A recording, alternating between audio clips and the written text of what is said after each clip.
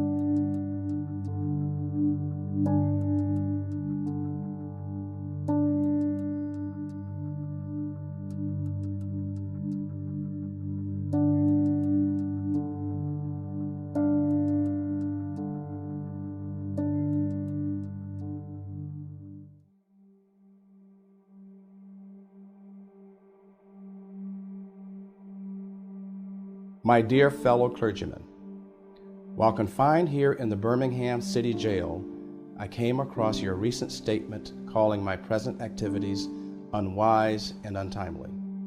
Seldom do I pause to answer criticism of my work and ideas. If I sought to answer all the criticisms that cross my desk, my secretaries would have little time for anything other than such correspondence in the course of the day, and I would have no time for constructive work. But since I feel that you are men of genuine goodwill and that your criticisms are sincerely set forth, I want to try to answer your statements in what I hope will be patient and reasonable terms. I think I should indicate why I am here in Birmingham, since you have been influenced by the view which argues against outsiders coming in. I have the honor of serving as president of the Southern Christian Leadership Conference, an organization operating in every southern state with headquarters in Atlanta, Georgia. We have some 85 affiliated organizations across the South, and one of them is the Alabama Christian Movement for Human Rights. Frequently, we share staff, educational, and financial resources with our affiliates. Several months ago, the affiliate here in Birmingham asked us to be on call to engage in a nonviolent direct action program if such were deemed necessary. We readily consented, and when the hour came, we lived up to our promise. So I, along with several members of my staff, am here because I was invited here. I'm here because I have organizational ties here. But more basically, I am in Birmingham because injustice is here. Just as the prophets of the 8th century BC left their villages and carried their "Thus saith the Lord" far beyond the boundaries of their hometowns, and just as the Apostle Paul left his village of Tarsus and carried the gospel of Jesus Christ to the far corners of the Greco-Roman world, so I am compelled to carry the gospel of freedom far beyond my hometown. Like Paul, I must constantly respond to the Macedonian call for aid. Moreover, I am cognizant of the interrelatedness of all communities and states. I cannot sit idly by in Atlanta and not be concerned about what happens in Birmingham. Injustice anywhere is a threat to justice everywhere. We are caught in an inescapable network of mutuality, tied in a single garment of destiny. Whatever affects one directly affects all indirectly. Never again can we afford to live with the narrow, provincial, outside agitator idea. Anyone who lives inside the United States can never be considered an outsider anywhere within its bounds. You deploy the demonstrations taking place in Birmingham, but your statement, I am sorry to say, fails to express a similar concern for the conditions that brought about the demonstrations. I am sure that none of you would want to rest content with the superficial kind of social analysis that deals merely with effects and does not grapple with underlying causes. It is unfortunate that demonstrations are taking place in Birmingham, but it is even more unfortunate that the city's white power structure that left the Negro community with no alternative. In any nonviolent campaign, there are 4 basic steps: collection of the facts to determine whether injustices exist, negotiation, self-purification, and direct action. We have gone through all of these steps in Birmingham. There can be no gainsaying the fact that racial injustice engulfs this community. Birmingham is probably the most thoroughly segregated city in the United States. Its ugly record of brutality is widely known. Negroes have experienced grossly unjust treatment in the courts. There have been more unsolved bombings of Negro homes and churches in Birmingham than in any other city in the nation. These are the hard, brutal facts of the case. On the basis of these conditions, Negro leaders sought to negotiate with the city fathers, but the latter consistently refused to engage in good faith negotiations. Then last September came the opportunity to talk with the leaders of Birmingham's economic community. In the course of the negotiations, certain promises were made by the merchants. For example, to remove the store's humiliating racial signs. On the basis of these promises, the Reverend Fred Shuttlesworth and the leaders of the Alabama Christian Movement for Human Rights agreed to a moratorium on all demonstrations. As the weeks and months went by, we realized that we were the victims of a broken promise. A few signs briefly removed returned. The others remained. As in so many past experiences, our hopes have been blasted, and the shadow of deep disappointment settled upon us. We had no alternative except to prepare for direct action, whereby we would present our very bodies as a means of laying our case before the conscience of the local and the national community. Mindful of the difficulties involved, we decided to undertake a process of self-purification. We began a series of workshops on nonviolence, and we repeatedly asked ourselves, are you able to accept blows without retaliating? Are you able to endure the ordeal of jail? We decided to schedule our direct action program for the Easter season, realizing that except for Christmas, this is the main shopping period for the year. Knowing that a strong economic withdrawal program would be the byproduct of direct action.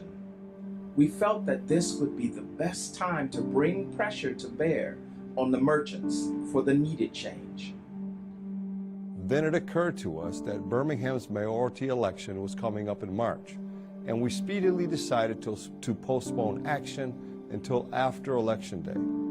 When we discovered that the Commissioner of Police Safety, Eugene Bull Connor, had piled up enough votes to be in the runoff, we decided again to postpone action until the day after the runoff so that the demonstrations could not be used to cloud the issues. Like many others, we waited to see Mr. Connor defeated, and to this end we endured postponement after postponement. Having aided in this community need, we felt that our direct action program could be delayed no longer. You may well ask, why direct action? Why sit-ins, marches, and so forth? Isn't negotiation a better path? You are quite right in calling for negotiation. Indeed, this is the very purpose of direct action. Nonviolent direct action seeks to create such a crisis and fosters such a tension that a community which has constantly refused to negotiate is forced to confront the issue. It seeks to so dramatize the issue that it can no longer be ignored. By citing the creation of tension as part of the work of the nonviolent resistor may sound rather shocking, but I must confess that I am not afraid of the word tension. I've earnestly opposed violent tension, but there is a type of constructive nonviolent tension which is necessary for growth. Just as Socrates felt that it was necessary to create a tension in the mind so that individuals could rise from the bondage of myths and half-truths to the unfettered realm of creative analysis and objective appraisal, so must we see the need for nonviolent gadflies to create the kind of tension in society that will help man rise from the dark depths of prejudice and racism to the majestic heights of understanding and brotherhood. The purpose of our direct action program is to create a situation so crisis-packed that it will inevitably open the door to negotiation. I therefore concur with you in your call for negotiation. Too long has our beloved Southland been bogged down in a tragic effort to live in monologue rather than dialogue. One of the basic points in your statement is that the action that I and my associates have taken in Birmingham is untimely. Some have asked, why didn't you give the new city administration time to act? The only answer that I can give to this query is that the new Birmingham administration must be prodded about as much as the outgoing one before it will act. We are sadly mistaken if we feel that the election of Albert Boutwell as mayor will bring the millennium to Birmingham. While Mr. Boutwell is a much more gentle person than Mr. Connor, they are both segregationists, dedicated to maintenance of the status quo. I have hoped that Mr. Boutwell will be reasonable enough to see the futility of massive resistance to desegregation, but he will not see this without pressure from devotees of civil rights. My friends, I must say to you that we have not made a single gain in civil rights without determined legal and nonviolent pressure. Lamentably, it is a historical fact that privileged groups seldom give up their privileges voluntarily. Individuals may see the moral light and voluntarily give up their unjust posture, but as Reinhold Niebuhr has reminded us, groups tend to be more immoral than individuals. We know through painful experience that freedom is never voluntarily given by the oppressor. It must be demanded by the oppressed. Frankly, I have yet to engage in a direct action campaign that was well-timed in the view of those who have not suffered unduly from the disease of segregation. For years now, I've heard the word wait. It rings in the ear of every Negro with piercing familiarity. This wait has almost always meant never. We must come to see, with one of our distinguished jurists, that justice too long delayed is justice denied. We've waited for more than 340 years for our constitutional and God-given rights. The nations of Asia and Africa are moving with jet-like speed toward gaining political independence, but we stiff creep at horse and buggy pace toward gaining a cup of coffee at a lunch counter. Perhaps it's easy for those who have never felt the stinging darts of segregation to say, wait. But when you have seen vicious mobs lynch your mothers and fathers at will, and drown your sisters and brothers at whim, when you have seen hate-filled policemen curse, kick, and even kill your black brothers and sisters, when you see the vast majority of our 20 million Negro brothers smothering in an airtight cage of poverty in the midst of an affluent society, when you suddenly find your tongue twisted and your speech stammering as you seek to explain to your 6-year-old daughter why she can't go to a public amusement park that has just been advertised on TV, and sees tears welling up in her eyes when she is told that Funtown is closed to colored children, and see ominous clouds of inferiority beginning to form in her little mental sky, and see her beginning to distort her personality by developing an unconscious bitterness towards white people. When you have to concoct an answer for a 5-year-old son who is asking, Daddy, why do white people treat colored people so mean? When you take a cross-country drive and find it necessary to sleep night after night in the uncomfortable corners of your automobile because no motel will accept you. When you are humiliated day in and day out by nagging signs reading white and colored. When your first name becomes nigger, your middle name becomes boy, however old you are, and your last name becomes John, and your wife and mother are never given the respected title Mrs. When you are harried by day and haunted by night by the fact that you are a Negro, living constantly at tiptoe stance, never quite knowing what to expect next, and are plagued with inner fears and outer resentments. When you go forever fighting a degenerating sense of nobodiness, then you will understand why we find it difficult to wait. There comes a time when the cup of endurance runs over and men are no longer willing to be plunged into the abyss of despair. I hope, sirs, you can understand our legitimate and unavoidable impatience. You express a great deal of anxiety over our willingness to break laws. This is certainly a legitimate concern. Since we so diligently urge people to obey the Supreme Court's decision of 1954 outlawing segregation in the public schools, at first glance it may seem rather paradoxical for us consciously to break laws. One may well ask, how can you advocate breaking some laws and obeying others? The answer lies in the fact that there are two types of laws, just and unjust. I would be the first to advocate obeying just laws. One has not only a legal, but a moral responsibility to obey just laws. Conversely, one has a moral responsibility to disobey unjust laws. I would agree with St. Augustine that an unjust law is no law at all. Now, what is the difference between the two? How does one determine whether a law is just or unjust? A just law is a man-made code that squares with the moral law or the law of God. An unjust law is a code that is out of harmony with the moral law. To put it in the terms of St. Thomas Aquinas, an unjust law is a human law that is not rooted in eternal law and natural law. Any law that uplifts human personality is just. Any law that degrades human personality is unjust.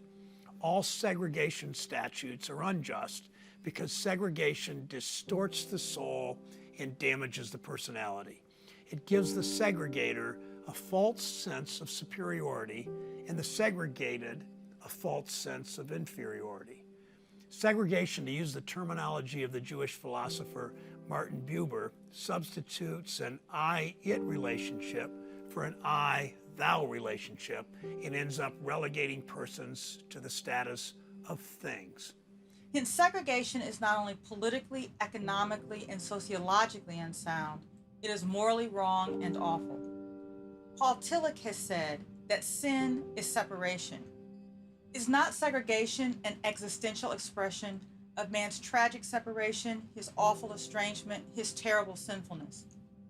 Thus it is that I can urge men to obey the 1954 decision of the Supreme Court, for it is morally right, and I can urge them to disobey segregation ordinances, for they are morally wrong.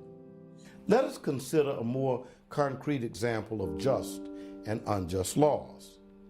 An unjust law is a code that a numerical or power majority group compels a minority group to obey but does not make binding on itself. This is difference made legal. By the same token, a just law is a code that a majority compels a minority to follow and that it is willing to follow itself. This is sameness made legal. Let me give another explanation. A law is unjust if it is inflicted on a minority that, as a result of being denied the right to vote, had no part in enacting or devising the law.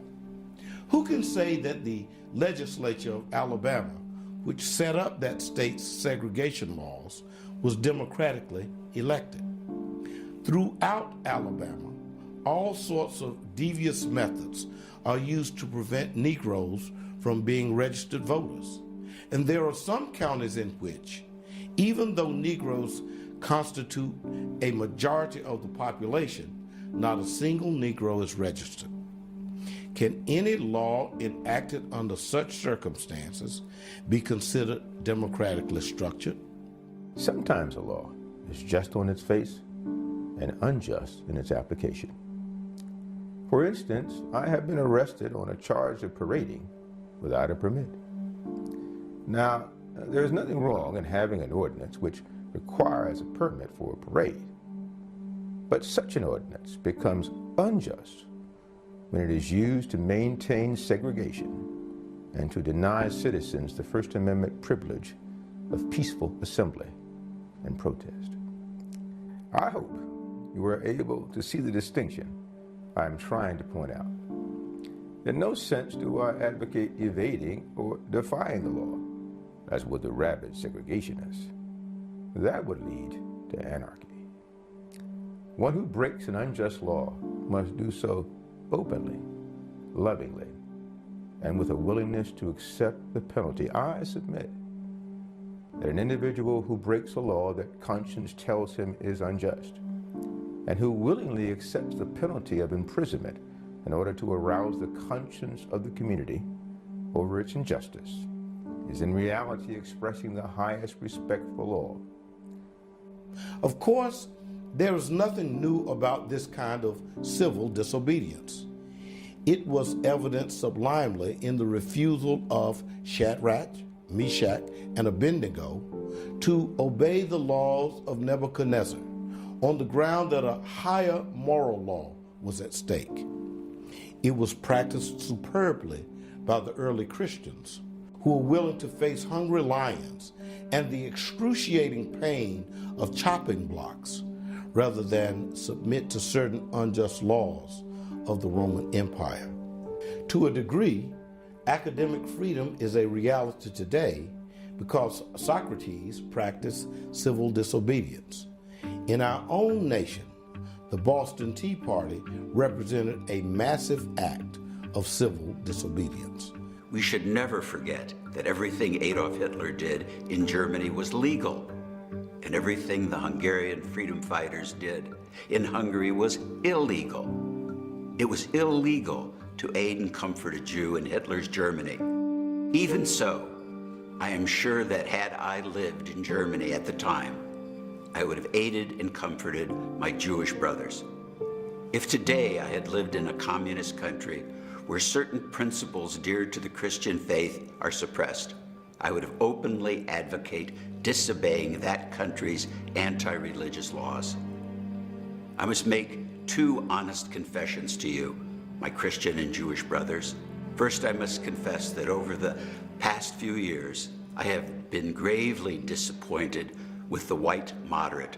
I have almost reached the regrettable conclusion that the greatest stumbling block in his stride toward freedom is not the white citizens' counselor or the Ku Klux Klan, but the white moderate, who is more devoted to order than to justice, who prefers a negative peace, which is the absence of tension, to a positive peace, which is the presence of justice, who constantly says, I agree with you in the goal you seek, but I cannot agree with your methods of direct action, who paternalistically believes he can set the timetable for another man's freedom, who lives by a mythical concept of time and who constantly advises the Negro to wait for a more convenient season. Shallow understanding from people of goodwill is more frustrating than absolute misunderstanding from people of ill will. Lukewarm acceptance is much more bewildering than outright rejection. I had hoped that the white moderate would understand that law and order exist for the purpose of establishing justice, and that when they fail in this purpose, they become dangerously structured dams that block the flow of progress. I had hoped that the white moderate would understand that the present tension in the South is a necessary phase of the transition from an obnoxious negative peace, in which the Negro passively accepted his unjust plight, to a substantial and positive peace, in which all men will respect the dignity and worth of human personality. Actually, we who engage in nonviolent direct action are not the creators of tension. We merely bring to the surface the hidden tension that is already alive. We bring it out in the open, where it can be seen and dealt with. Like a boil that can never be cured so long as it is covered up, but must be opened with all its ugliness to the natural medicines of air and light. Injustice must be exposed, with all the tension its exposure creates, to the light of human conscience and the air of natural opinion before it can be cured. In your statement, you assert that our actions, even though peaceful, must be condemned because they precipitate violence. But is this a logical assertion? Isn't this like condemning a robbed man because his possession of money precipitated the evil act of robbery? Isn't this like condemning Socrates because his unswerving commitment to truth and his philosophical inquiries precipitated the act by the misguided populace in which they made him drink hemlock? Isn't this like condemning Jesus because his unique God consciousness and never-ceasing devotion to God's will precipitated the evil act of crucifixion?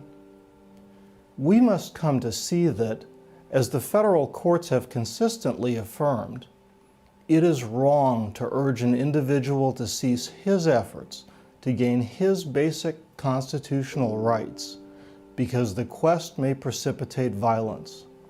Society must protect the robbed and punish the robber. I'd also hope that the white moderate would reject the myth concerning time in relation to the struggle for freedom. I've just received a letter from a white brother in Texas. He writes, all Christians know that the colored people will receive equal rights eventually, but is it possible that you are in too great a religious hurry? It has taken Christianity almost 2,000 years to accomplish what it has. The teachings of Christ take time to come to earth. Such an attitude stems from a tragic misconception of time, from the strangely rational notion that there is something in the very flow of time that will inevitably cure all ills. Actually, time itself is neutral. It can be used either destructively or constructively. More and more, I feel that the people of ill will have used time much more effectively than have the people of goodwill. We will have to repent in this generation not merely for the hateful words and actions of the bad people, but for the appalling silence of the good people. Human progress never rolls in on wheels of inevitability. It comes through the tireless efforts of men willing to be co-workers with God, and without this hard work, time itself becomes an ally of the forces of social stagnation. We must use time creatively in the knowledge that the time is always ripe to do right. Now is the time to make real the promise of democracy and transform our pending national elegy into a creative psalm of brotherhood. Now is the time to lift our national policy from the quicksand of racial injustice to the solid rock of human dignity. You speak of our activity in Birmingham as extreme. At first, I was rather disappointed that fellow clergymen would see my nonviolent efforts as those of an extremist. I began thinking about the fact that I stand in the middle of two opposing forces in the Negro community.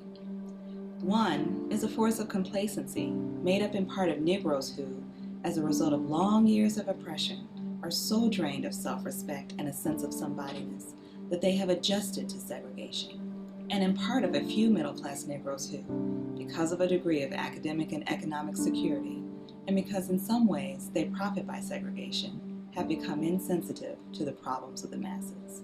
The other force is one of bitterness and hatred, and it comes perilously close to advocating violence. It is expressed in the various Black nationalist groups that are springing up across the nation, the largest and best known being Elijah Muhammad's Muslim movement.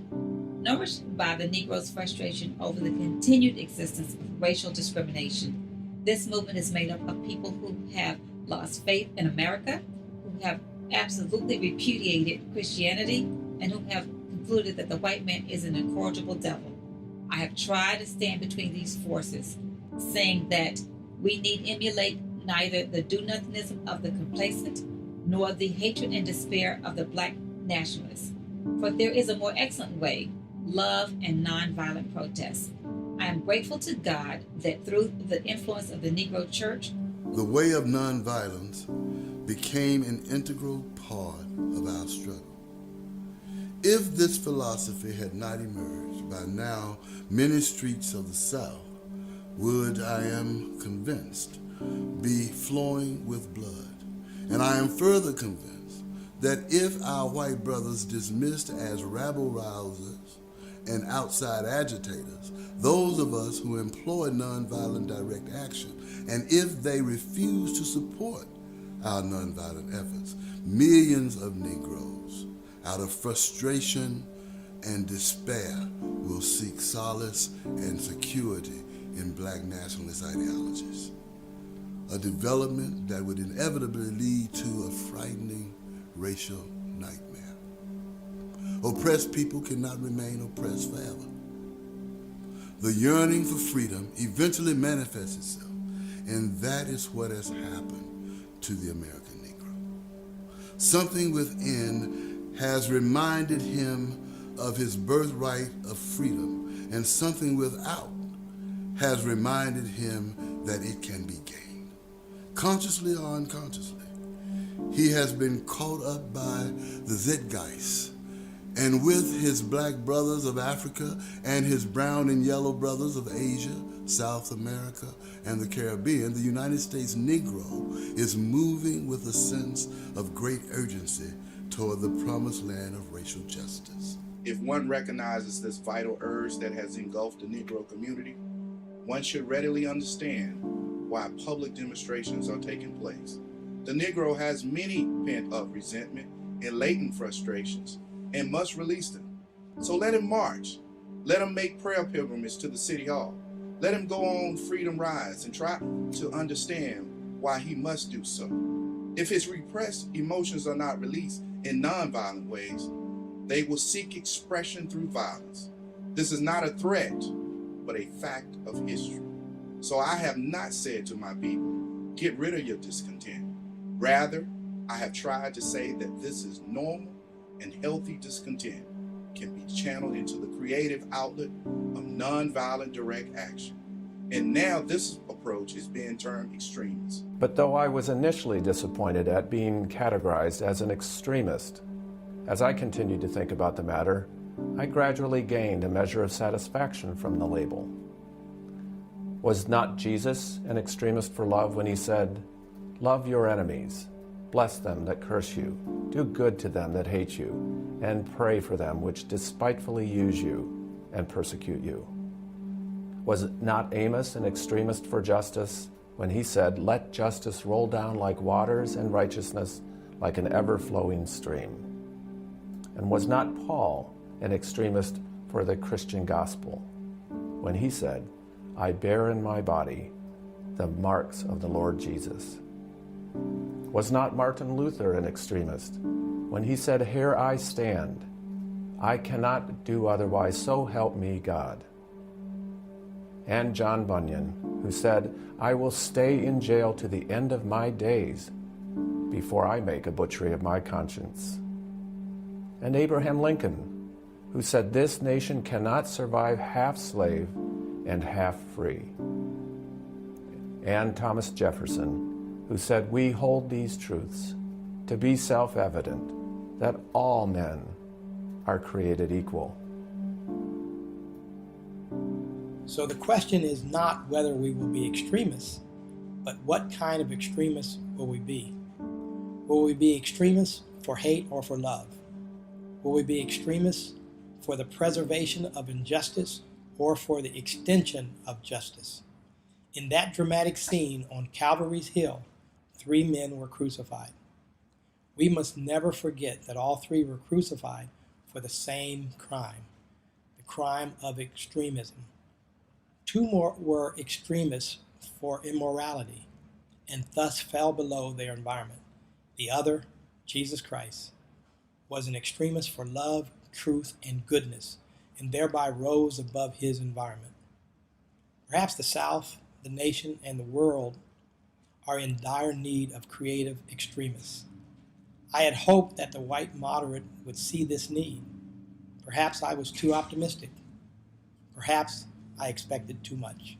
I suppose I should have realized that few members of the oppressor race can understand the deep groans and passionate yearnings of the oppressed race, and still fewer have the vision to see that injustice must be rooted out by strong, persistent, and determined action. I am thankful, however, that some of our white brothers in the South have grasped the meaning of this social revolution and committed themselves to it. They are still too few in quantity, but they are big in quality. Some, such as Ralph McGill, Lillian Smith, Harry Golden, James McBride Dabbs, Ann Braden, and Sarah Patton Boyle, have written about our struggle in eloquent and prophetic terms. Others have marched with us down nameless streets of the South. They have languished in filthy, roach-infested jails, suffering the abuse and brutality of policemen who view them as dirty nigger lovers. Unlike so many of their moderate brothers and sisters, they have recognized the urgency of the moment and sensed the need for powerful action antidotes to combat the disease of segregation. Let me take note of my other major disappointment. I have been so greatly disappointed with the white church and its leadership. Of course, there are some notable exceptions. I am not unmindful of the fact that each of you has taken some significant stands on this issue. I commend you, Reverend Stallings, for your Christian stand on this past Sunday in welcoming Negroes to your worship service on a non-segregated basis. I commend the Catholic leaders of this state for integrating Spring Hill College several years ago. But despite these notable exceptions, I must honestly reiterate that I have been disappointed with the church. I do not say this as one of those negative critics who can always find something wrong with the church. I say this as a minister of the gospel who loves the church, who was nurtured in its bosom, who has been sustained by its spiritual blessings, and who will remain true to it as long as the cord of life shall lengthen. When I was suddenly catapulted into the leadership of the bus protests in Montgomery, Alabama a few years ago, I felt we would be supported by the white church. I felt that the white ministers, priests, rabbis of the South would be among our strongest allies. Instead, some have become outright opponents, refusing to understand the freedom movement and misrepresenting its leaders. All too many others have been more cautious than courageous and have remained silent behind the anesthetizing security of stained glass windows. In spite of my shattered dreams, I came to Birmingham with the hope that the white religious leadership of this community would see the justice of our cause and with deep moral concern would serve as the channel through which our just grievances could reach the power structure. I had hoped that each of you would understand, but again, I have been disappointed. I have heard numerous Southern religious leaders admonish their worshipers to comply with a desegregation decision because it is the law. But I have longed to hear white ministers declare, follow this decree because integration is morally right and because the Negro is your brother. In the midst of blatant injustices inflicted upon the Negro, I have watched white churchmen stand on the sideline and mouth pious irrelevancies and sanctimonious trivialities. In the midst of a mighty struggle to rid our nation of racial and economic injustice, I have heard many ministers say, those are social issues with which the gospel has no real concern. And I've watched many churches commit themselves to a completely otherworldly religion, which makes a strange, unbiblical distinction between body and soul, between the sacred and the secular. I have traveled the length and breadth of Alabama, Mississippi, and all the other southern states on sweltering summer days and crisp autumn mornings. I've looked at the South's beautiful churches with their lofty spires pointing heavenward. I have beheld the impressive outlines of her massive religious education buildings. Over and over I have found myself asking, what kind of people worship here? Who is their God? Where were their voices when the lips of Governor Barnett dripped with words of interposition and nullification? Where were they when Governor Wallace gave a clarion call for defiance and hatred? Where were their voices of support when bruised and weary Negro men and women decided to rise from the dark dungeons of complacency to the bright hills of creative protest? Yes, these questions are still in my mind. In deep disappointment, I have wept over the laxity of the church. But be assured that my tears have been tears of love. There can be no deep disappointment where there is not deep love. Yes, I love the church. How could I do otherwise? I'm in the rather unique position of being the son, the grandson, and the great-grandson of preachers. Yes, I see the church as the body of Christ, but oh, how we have blemished and scarred that body through social neglect and through fear of being nonconformists. There was a time when the church was very powerful, and the time when the early Christians rejoiced at being deemed worthy to suffer for what they believed. In those days, the church was not merely a thermometer that recorded the ideas and principles of popular opinion. It was a thermostat that transformed the mores of society. Whenever the early Christians entered a town, the people in power became disturbed and immediately sought to convict the Christians for being disturbers of the peace and outside agitators. But the Christians pressed on in the conviction that they were a colony of heaven, called to obey God rather than man. Small in number, they were big in commitment. They were too God-intoxicated to be astronomically intimidated. With their effort and example, they brought an end to such an ancient evils as infanticide and gladiatorial contest. Things are different now. So often the contemporary church is weak, an effectual voice with uncertain sound. So often it is an arch defender of the status quo, far from being distributed by the presence of the church.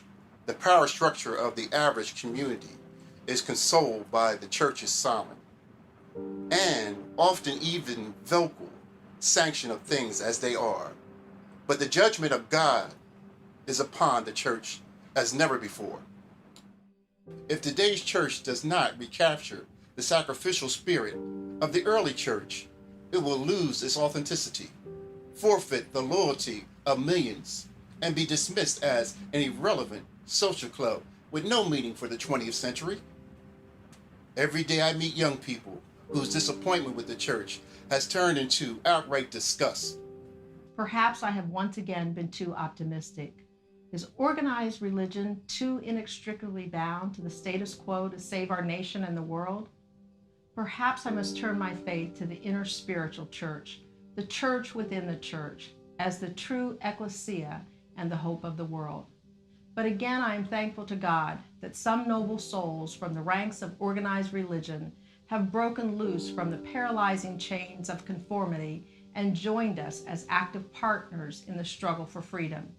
They have left their secure congregations and walked the streets of Albany, Georgia with us. They have gone down the highways of the South on torturous rides for freedom.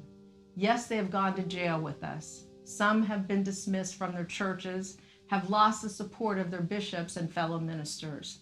But they have acted in the faith that right defeated is stronger than evil triumphant. Their witness has been the spiritual salt that has preserved the true meaning of the gospel in these troubled times. They have carved a tunnel of hope through the dark mountain of disappointment. I hope the church as a whole will meet the challenge of this decisive hour. But even if the church does not come to the aid of justice, I have no despair about the future. I have no fear about the outcome of our struggle in Birmingham, even if our motives are at present misunderstood. We will reach the goal of freedom in Birmingham and all over the nation because the goal of America is freedom. Abused and scorned though we may be, our destiny is tied up with America's destiny. Before the Pilgrims landed at Plymouth, we were here. Before the pen of Jefferson etched the majestic words of the Declaration of Independence across the pages of history, we were here. For more than 2 centuries, our fur-bearers labored in this country without wages. They made cotton king. They built the homes of their masters while suffering gross injustice and shameful humiliation, and yet out of a bottomless vitality they continued to thrive and develop. If the inexpressible cruelties of slavery could not stop us, the opposition we now face will surely fail. We will win our freedom because the sacred heritage of our nation and the eternal will of God are embodied in our echoing demands. Before closing, I feel impelled to mention one other point in your statement that has troubled me profoundly. You warmly commended the Birmingham police force for keeping order and preventing violence. I doubt that you would have so warmly commended the police force if you had seen its dogs sinking their teeth into unarmed, nonviolent Negroes. I doubt that you would so quickly commend the policemen if you were to observe their ugly and inhumane treatment of Negroes here in the city jail. If you were to watch them push and curse old Negro women and young Negro girls, if you were to see them slap and kick old Negro men and young boys, if you were to observe them as they did on 2 occasions, refuse to give us food because we wanted to sing our grace together. I cannot join you in your praise of the Birmingham Police Department. It is true that the police have exercised a degree of discipline in handling the demonstrators. In this sense, they have conducted themselves rather nonviolently in public, but for what purpose? To preserve the evil system of segregation. Over the past few years, I've consistently preached that nonviolence demands that the means we use must be as pure as the ends we seek. I've tried to make clear that it's wrong to use immoral means to attain moral ends. But now I must affirm that it's just as wrong, or perhaps even more so, to use moral means to preserve immoral ends.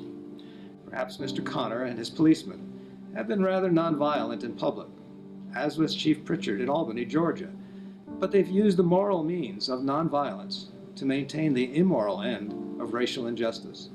As T.S. Eliot has said, the last temptation is the greatest treason, to do the right deed for the wrong reason. I wish you had commended the Negro sit-inners and demonstrators of Birmingham for their sublime courage, their willingness to suffer, and their amazing discipline in the midst of great provocation. One day, the South will recognize its real heroes.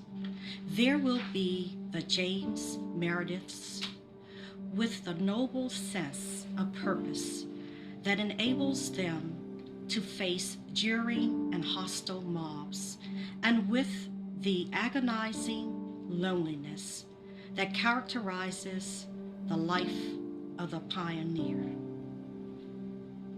There will be the old, oppressed, battered Negro women, symbolized in a 72-year-old woman in Montgomery, Alabama, who rose up with a sense of dignity and with her people decided not to ride segregated buses, and who responded with ungrammatical profundity to one who inquired about her weariness. My feet is tired, but my soul is at rest. There will be the young high school and college students, the young ministers of the gospel, and a host of their elders, courageously and non-violently sitting in a lunch counter and willingly going to jail for conscience sake.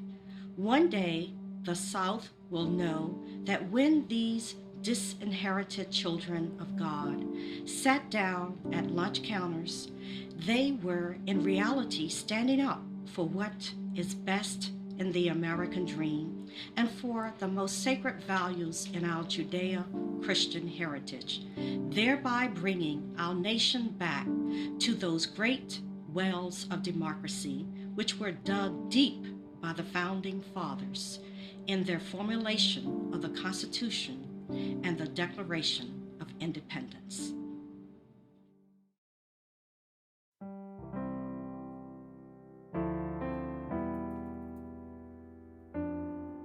Never before have I written so long a letter. I'm afraid it is much too long to take your precious time. I can assure you that it would have been much shorter if I had been writing from a comfortable desk. But what else can one do when he is alone in a narrow jail cell, other than write long letters, think long thoughts, and pray long prayers? If I have said anything in this letter that overstates the truth and indicates an unreasonable impatience, I beg you to forgive me. If I have said anything that understates the truth and indicates my having a patience that allows me to settle for anything less than brotherhood, I beg God to forgive me. I hope this letter finds you strong in the faith. I also hope that circumstances will soon make it possible for me to meet each of you, not as an integrationist or a civil rights leader, but as a fellow clergyman and a Christian brother. Let us all hope that the dark clouds of racial prejudice will soon pass away and the deep fog of misunderstanding will be lifted from our fear-drenched communities. And in some not too distant tomorrow, the radiant stars of love and brotherhood will shine over our great nation with all their scintillating beauty. Yours for the cause of peace and brotherhood, Martin Luther King, Jr.